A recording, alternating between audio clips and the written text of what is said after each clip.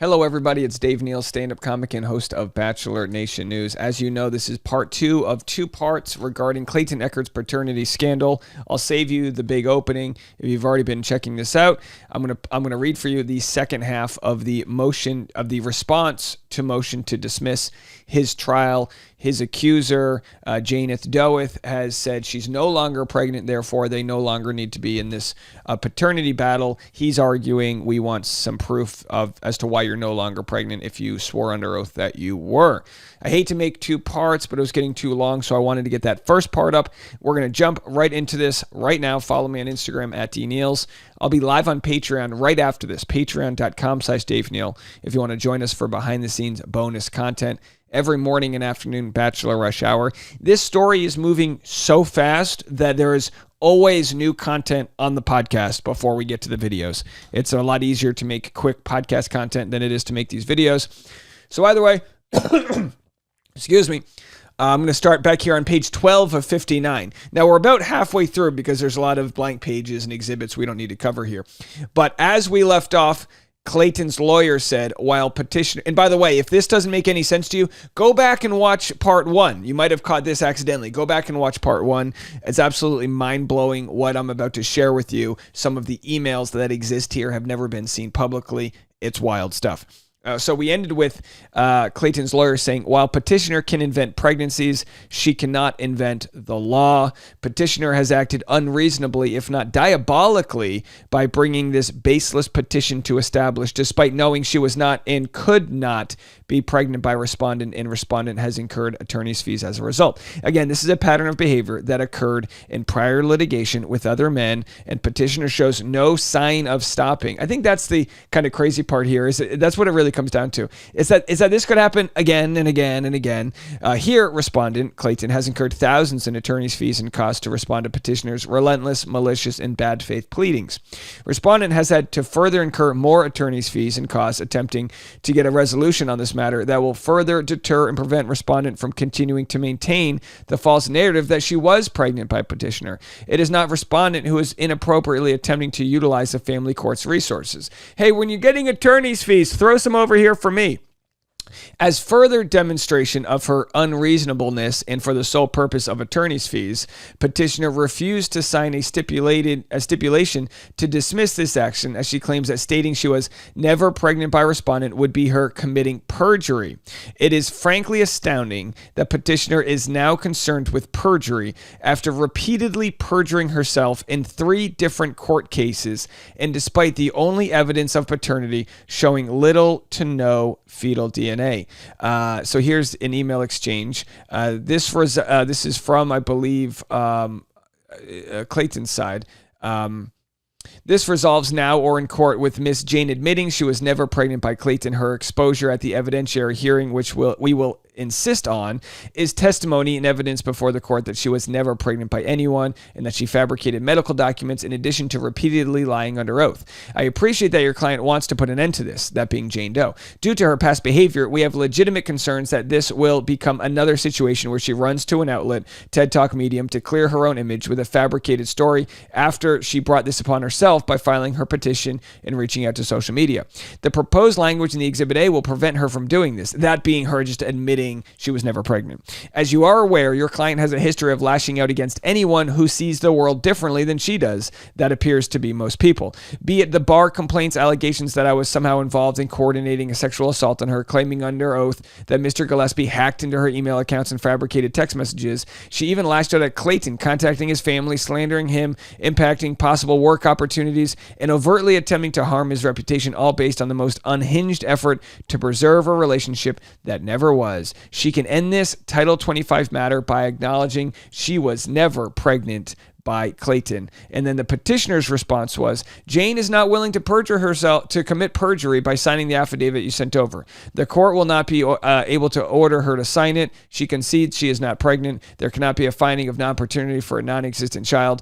Clayton's only viable claim at this point is for attorney's fees. If he insists on proceeding with a deposition when a motion to dismiss is pending, he's racking up needless fees. So now we have Jane's attorney saying, let's not make this a bigger thing than than it needs to be. Let's just all move on. I got a science fair project to go help my kid with.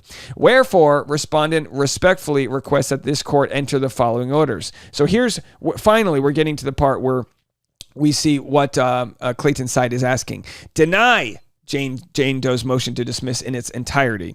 Issue an order declaring respondent was not the father of any children carried by petitioner, or in the alternative, the petitioner was not pregnant due to conduct with respondent on May 20th, 2023. Issue an order compelling Ravgen, Inc. to produce all records and documentation related to the fetal DNA testing in this matter. Issue an order compelling Vital Records to produce all records and documentation related to a fetal death certificate for alleged twin fetuses born to petitioner. Schedule an evidentiary hearing on the issue of Rule 26 sanctions, attorney's fees, and to make factual findings consistent with the above. For such other and further relief as the court deems just and proper under these circumstances, respectfully submitted, Woodnick Law. So here's what we have, folks.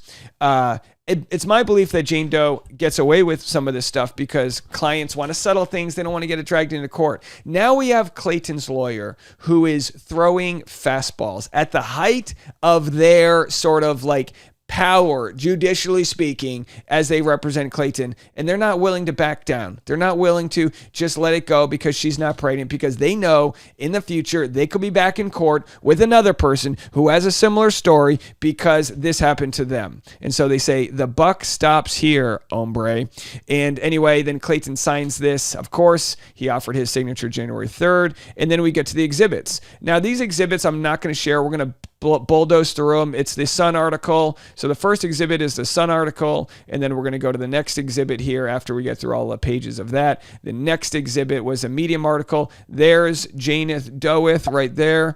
We've got Janeth Doeth right there. Her article she wrote about being cyberbullied and online harassed, which of course is pretty much a slam piece against me. I'm the big bad guy for just reading things out loud. Whoever thought learning how to read would be so expensive? And then we have the Exhibit 4 to Scottsdale Police Department, or 3 or 4, whichever. It says it's 4.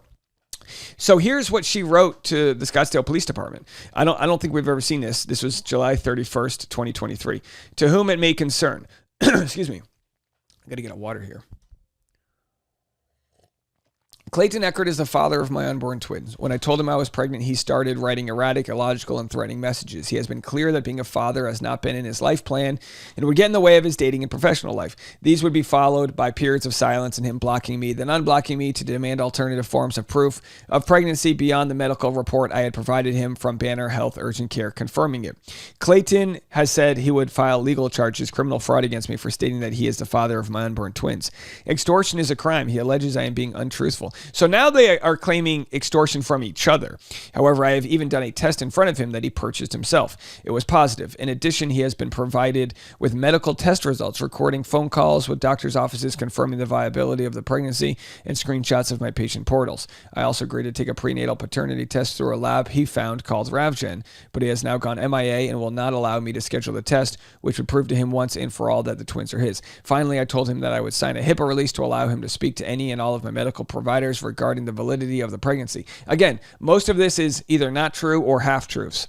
I have included written correspondence with Clayton to date that clearly demonstrates his potentially violent, threatening, and intimidating behavior. I have invited him to attend a doctor's appointment on August 7th at Scottsdale Perinatal Associates with Dr. McCool for a consultation and ultrasound.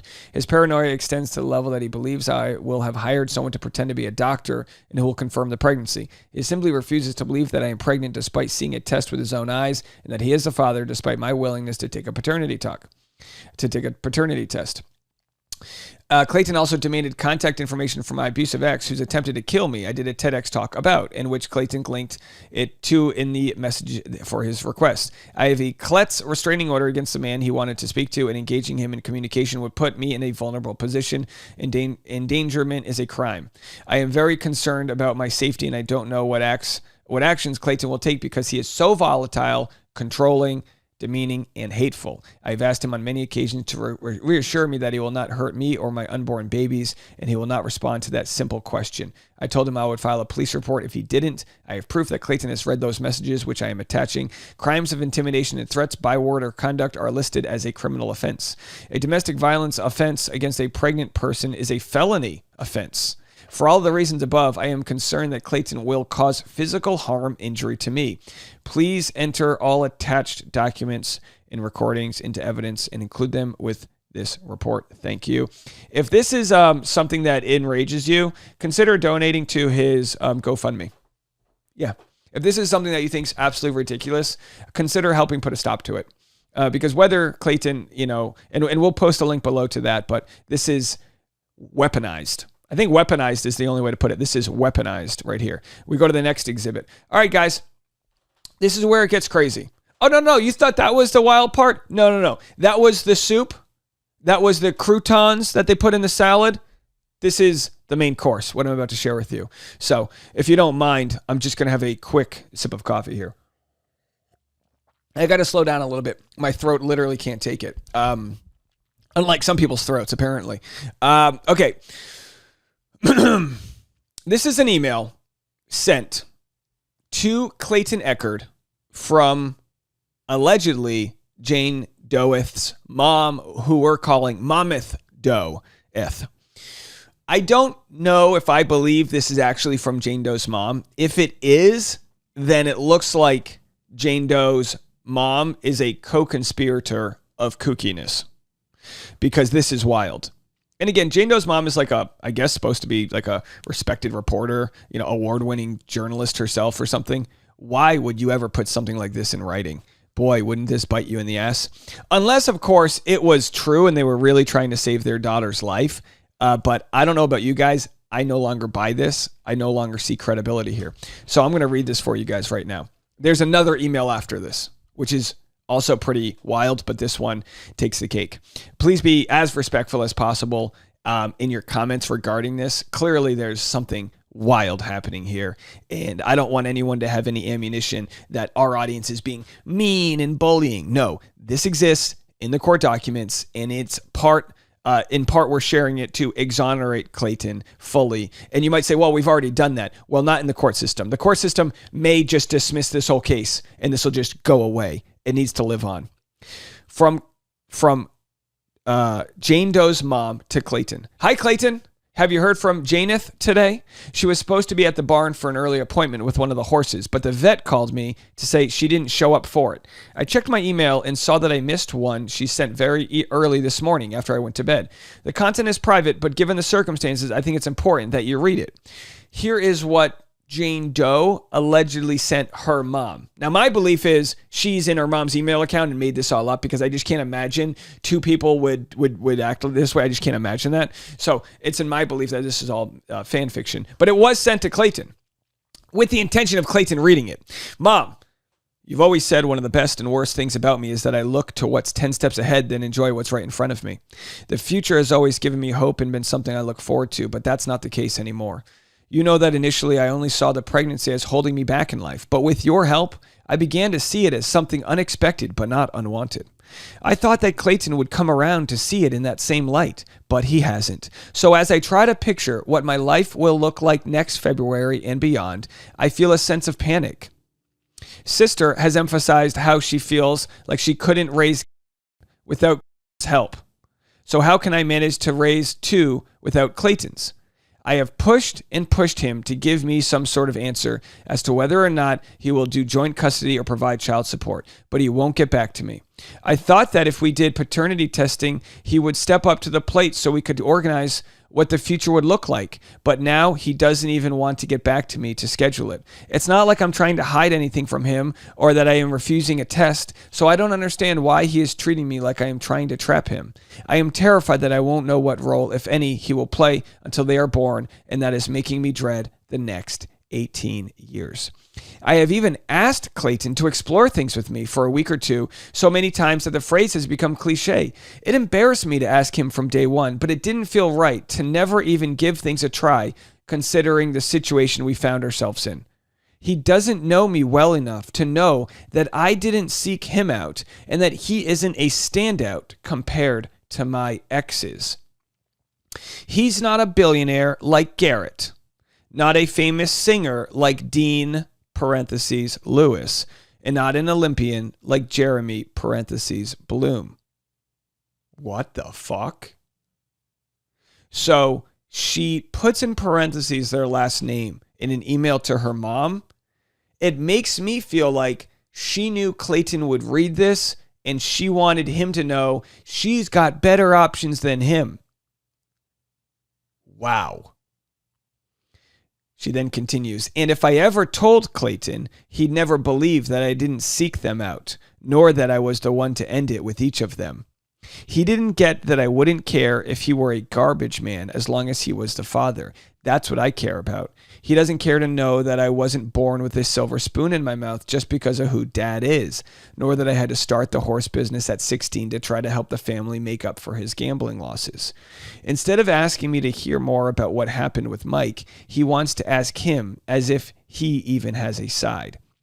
He won't give me the time of day to explain what Andrew did to me and why the FBI's involvement meant I literally couldn't be with anyone until him, and why the babies couldn't be anyone else's. So I guess she's got the FBI involved in another case. She, of course, had the FBI involved with me. So she could have phrased that as, I've got the FBI involved with a YouTuber who's out to get me, which is, of course, not the case. But that's what she does. She calls the FBI. They say, I will look into it. And she goes, all right, we got some involvement. I bet that FBI is as involved as this billionaire you said you were banging or whatever. I guess she didn't say she was banging them, but she said she dated them. I mean, what does that mean? Maybe that means they swiped right on her on Raya. I have no idea. Maybe they did date. We'll find out. But now that these names are out there, it's like, I mean, I guess anyone could ask them. She continues, Clayton thinks I am an ugly girl who isn't worth his time. And I know that the babies will mean I won't be worth anyone else's. Who wants to date a single mom of twins whose dad probably won't even take them for a weekend here and there? I will spend years trying to explain to them why their dad couldn't try a week to make things work with their mom when I will never understand it myself. I will spend their whole lives trying to explain to them why their dad wants nothing to do with them, and I know they will feel guilty about that and have issues forever because of it. I have given Clayton outs. I have offered to have an abortion so many times because I don't want to interrupt his life.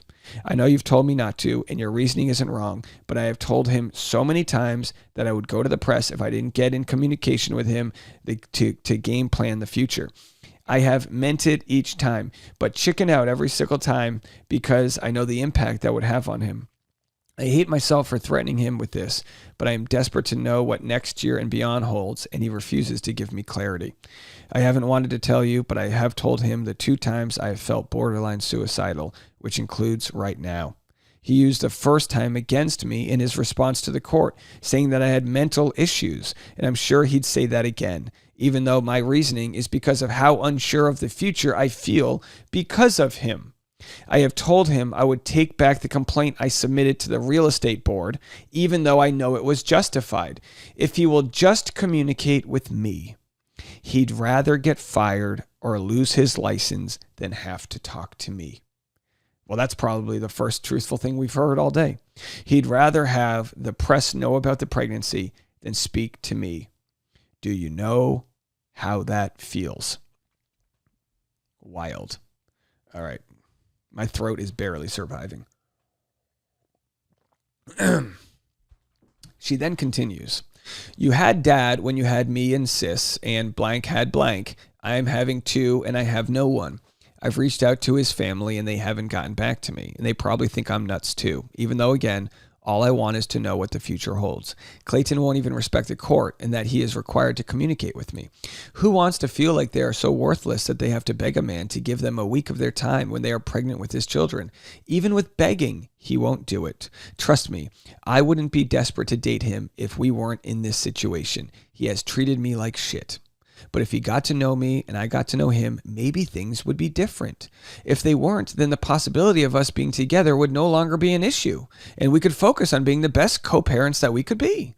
Doesn't Clayton realize that we could have eliminated the possibility of this months ago if he'd just given it a week? Or maybe he, by the way, that sounds like a horror film. It's called The Week, and it's just somebody, spending a week with someone because they knocked him up from a blowjob. I'd watch that when I close. Oh my gosh, this is crazy. Or maybe he would have surprised himself and he actually would have liked me. You know that I'm loyal and that I could have made him better, but he won't give me that chance. That will never happen, and the eternal optimist in me has slowly become a pessimist. I've come to realize that Clayton will always view me and the pregnancy as being the worst things to happen to him. Me having the twins would be his downfall. He supposedly has a mission to help those with mental health, and although he has proven that he doesn't care about mine, I would hate to be the reason that other people don't benefit from whatever message he has to spread. Despite the fact that I know he thinks I don't care about him, he's the father of my kids, and I do. I would hate it if we mean that he doesn't find the happiness he is looking for. Clearly, he can't picture a future with the twins in it, and I can't live in the present not knowing what the future with the twins holds, if that makes any sense. The anxiety I feel of not knowing what role he would play in their lives, if any, is crippling, because that would obviously impact any time I would have for my own hopes and dreams in the future. As a last-ditch attempt to save both of us from this, I even offered him a late-term abortion, but he didn't respond. Now, I just give up. I emailed him shortly before I wrote this, saw he read the email and didn't respond, so I know he doesn't care. His life would be better without me and the twins in it. And if he has the ability to feel any guilt for what he has done to us, I hope he does. If something happens to me, please find the nerve I didn't and share this with the world so they know I didn't suffer from any major mental health issues, but rather that I did everything I could to get Clayton to tell me what he saw the future with our kids looking like, and that he refused to tell me. At the end of the day, it really is his fault. Which, by the way, she says, hey, share this with the world, so she shouldn't have any problem that it's in the court documents. Now we have Janeth Doeth's mom's final plea to Clayton after sharing that email. I have called Jane several times and checked her house, but she's not there. My texts are getting delivered, but she isn't responding to me or her sister. I even called the police, who said you need to wait a much longer time before filing a missing persons report. Can you please text her?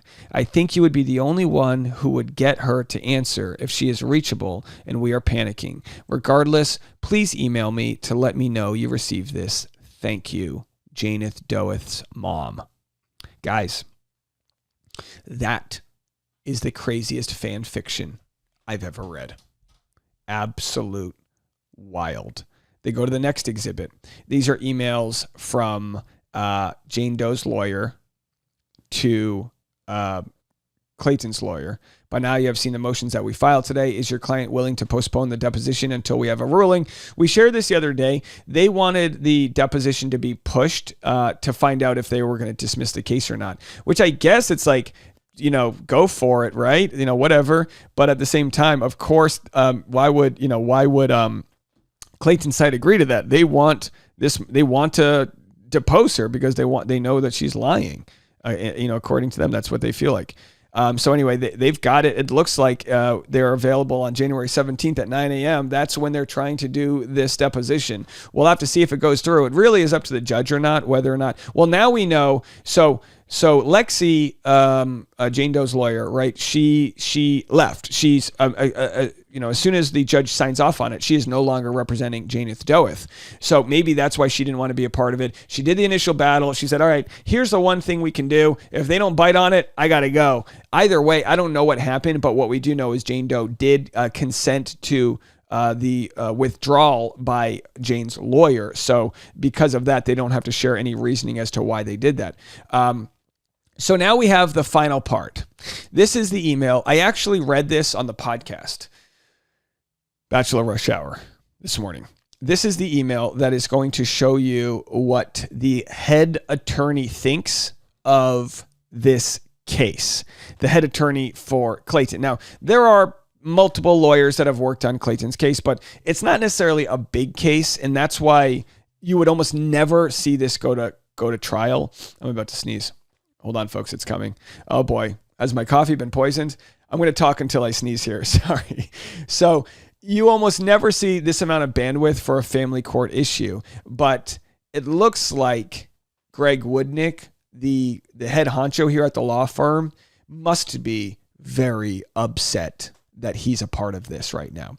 As you may remember, there were court filings. In fact, I didn't even share them on here because they were so wild and so damaging. I wanted to do the law firm a favor and not share them. But there was a letter written to the judge by Jane Doe accusing Woodnick Law of being part of a conspiracy for a heinous act, which you're going to hear about in this email. It's my belief, and that was from a past court case, it's my belief that because she has been so volatile in the way she has handled this, Jane Doe, that this law firm is willing to take on this case, even if it doesn't turn a profit for them. It's not a big money case. It's not a class action lawsuit against Uber. It's not some wild thing. It's family law. These cases probably, and if Clayton was not a celebrity, if this didn't get picked up by the Sun and then we cover it ad nauseum, this probably would have gone away and the full truth would have never been known. It's important to remember that. The system doesn't always work out. It doesn't always. We don't know if it's going to work out here, but the public opinion surely is seeing the truth. So here's the letter written by Greg Woodnick to the lawyer of Jane Doe, who no longer represents him.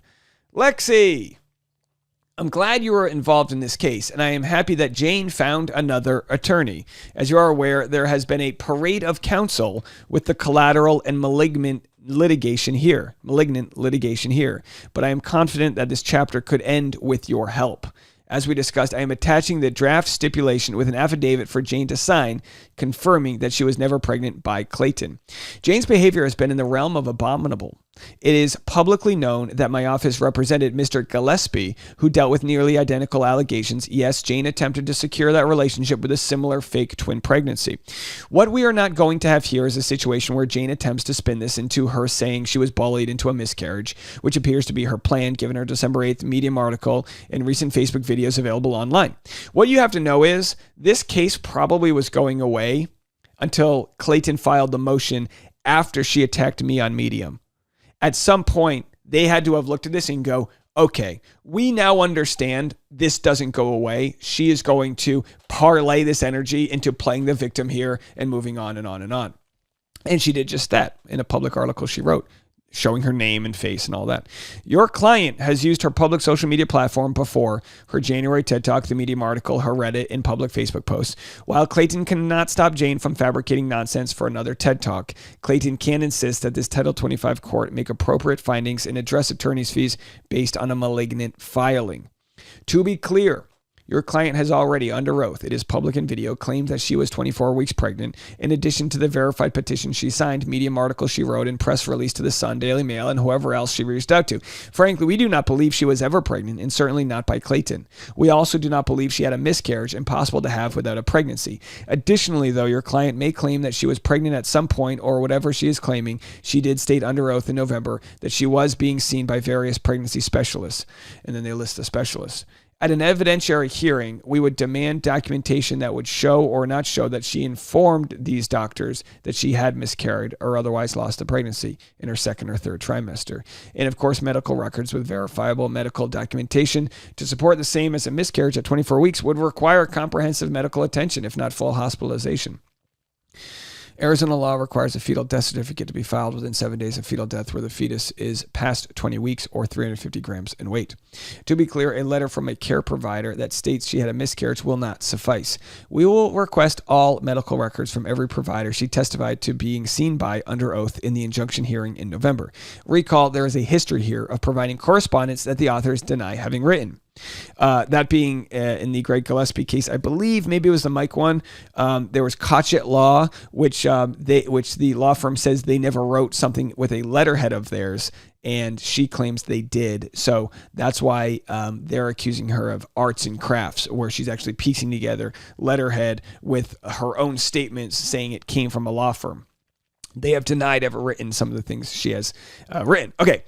This resolves. Now we're in court with Miss Janeth Doeth admitting she was never pregnant by Clayton. Her exposure at the evidentiary hearing, which we will insist on, is testimony and evidence before the court that she was never pregnant by anyone and that she fabricated medical documents in addition to repeatedly lying under oath.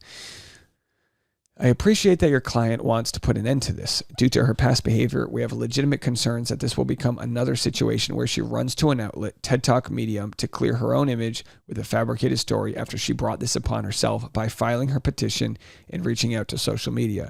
The proposed language in the Exhibit A will prevent her from doing this, that being her admitting she was never pregnant.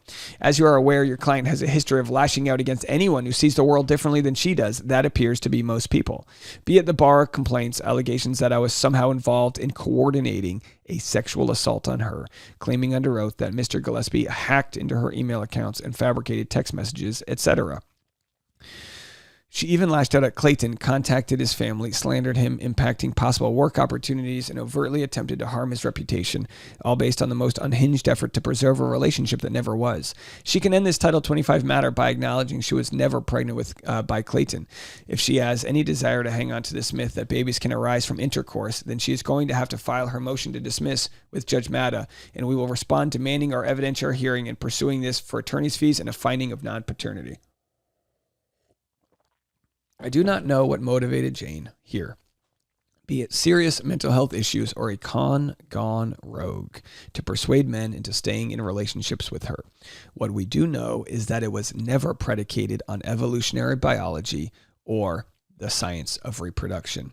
If she wants to move on from this family court matter in Maricopa County Superior Court, she needs to fully acknowledge that she was never pregnant by Clayton. No, Clayton will not agree that this be under seal or to limit his own ability to address the reputational damage caused by your client's behavior, dictated Greg Woodnick.